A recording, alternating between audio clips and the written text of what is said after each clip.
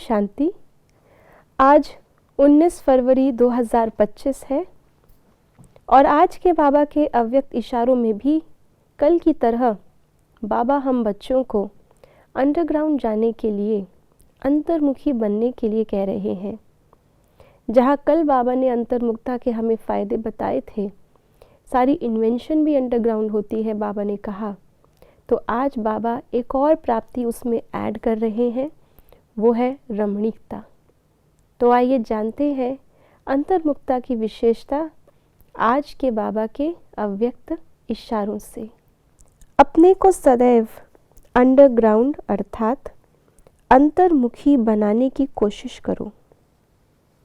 Underground भी सारी कारोबार चलती है, वैसे अंतर्मुखी होकर भी कार्य कर सकते हैं। अंतर्मुखी हो करके कार्य करने से एक तो विघ्नों से बचाव, दूसरा समय का बचाव, तीसरा संकल्पों का बचाव व बचत होती है।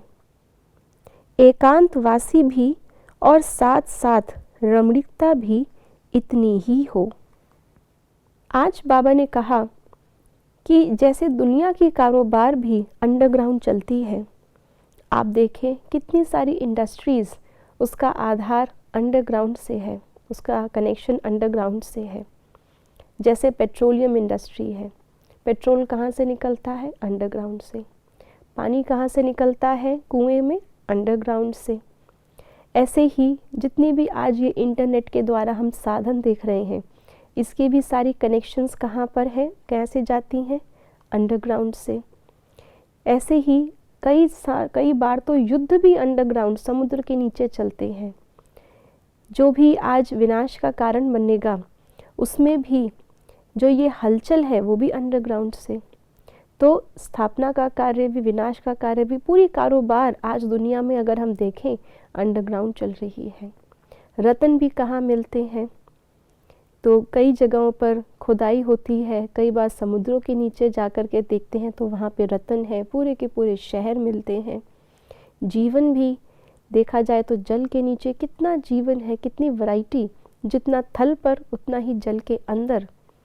तो अंडरग्राउंड की दुनिया भी बहुत विशेष है, बहुत उपयोगी है, तो उसके द्वारा कर्तव्य भी बहुत वैरायटी प्रकार के होते हैं।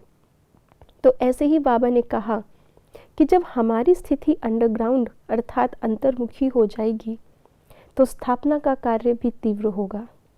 विनाश अर्थात जो पुरानी दुनिया से पुरानापन जाना है, उसका कार्य भी तीव्रता से होगा। और उससे आज बाबा ने हमें और भी प्राप्तियां बताई। जैसे कल बाबा ने हमें प्राप्तियां बताई थी, ऐसे आज भी बाबा ने भिन्न प्राप्तियां बताई, जिसमें सबसे पहले बाबा ने कहा कि हम विघ्नों से बचत हो जाएगी, विघ्नों के पार चले जाएंगे। समुद्र के अंदर भी लहरें लहरें सिर्फ ऊपर तक होती हैं, अगर गहराई में चले जाएं, उसके अंदर चले जाएं, तो सिर्फ रत्न मिलते हैं, लहरें नहीं होती, जीवन मिलता है। ऐसे ही हम जब अंतर्मुखी हो जाते हैं तो ये ऊपर की हलचल जो बाह्य मुक्ता से आती है वो समाप्त हो जाती है। और अंतर्मुखी होने से कितने व्यर्थ संकल्पों से हम बच जाते हैं। तो संकल्प की बचत, और संकल्प की बचत के साथ साथ समय की बचत, क्योंकि जितने संकल्प एक्स्ट्रा उतना ही समय भी हमारा उन संकल्पों को रचने में, फिर उन्हें मिटाने में, फिर समर्थ रचने में कितना समय नष्ट हो जाता है। और फिर बाबा ने कहा कि अंतर्मुखी हम जितना हो उतना ही रमणीकता भी हो।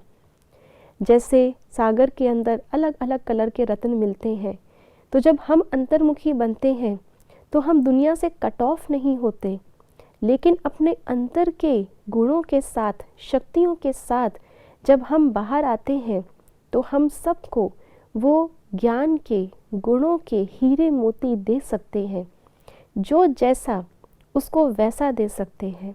और यही रमणीकता कहा जाता है।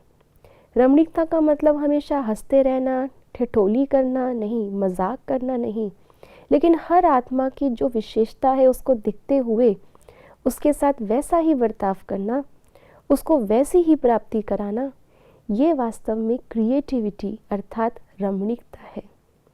तो ये रमणीकता और बचत का आधार आज बाबा ने बताया अंतर्मुखता को।